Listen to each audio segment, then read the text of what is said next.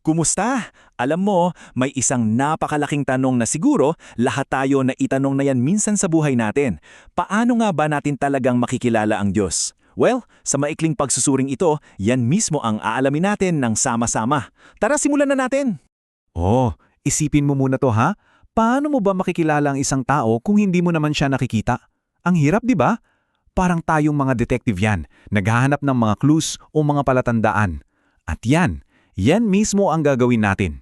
Hahanapin natin yung mga palatandaan para mas makilala natin kung sino ang Diyos. Okay, so para sa unang bahagi ng ating paghahanap, ito ang obra maestra ng Diyos. Dito natin matutuklasan na yung pinakaunang clue nasa paligid lang pala natin. Oo, tama yung naririnig mo.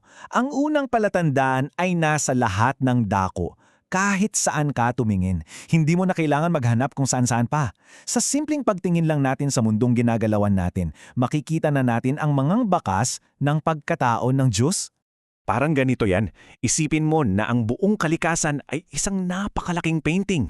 Di ba pag tinitingnan mo ang isang painting, marami kang matututunan tungkol sa artist na gumawa nito? Ganon din dito. Sinasabi sa atin ng lahat ng bagay na yan kung gaano niya tayo kamahal at inaalagaan. Tingnan natin halimbawa yung mga naglalakihang bundok.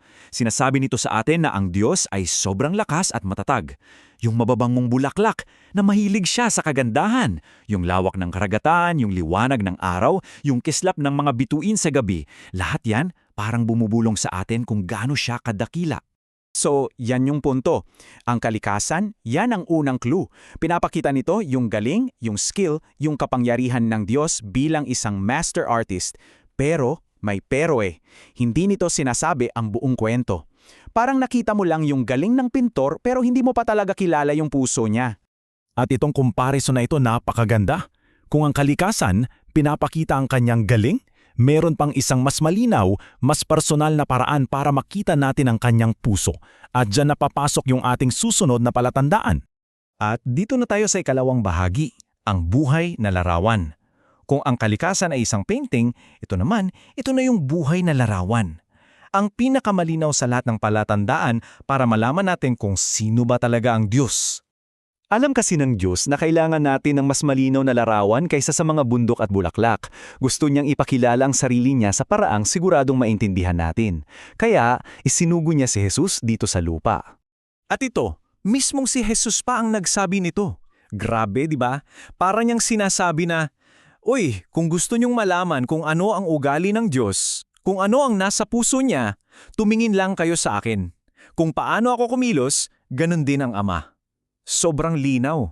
So, paano ba talaga ipinakita ni Jesus ang puso ng Diyos sa mga ginawa niya araw-araw? Naging maawain at mapagmalasakit siya sa mga may sakit. Lagi siyang nandun, handang tumulong sa mga nangangailangan. Pinatawad niya yung mga nagkamali sa kanya at binigyan niya ng pag-asa at aliw yung mga sobrang lungkot. Sa bawat kilos niya, pinakita niya na ang Diyos ay hindi lang makapangyarihan, kundi sobrang bait at puno ng pagmamahal.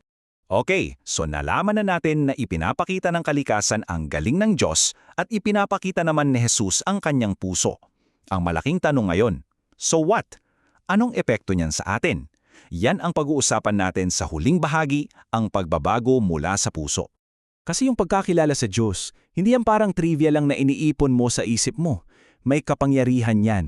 Kapag talagang naintindihan na natin yung pagmamahal niya, unti-unti nitong binabago yung pagkatao natin. Mula sa loob, nagiging mas katulad niya tayo. So, para buuin natin lahat, yung buong paglalakbay natin, parang tatlong simpleng hakbang lang.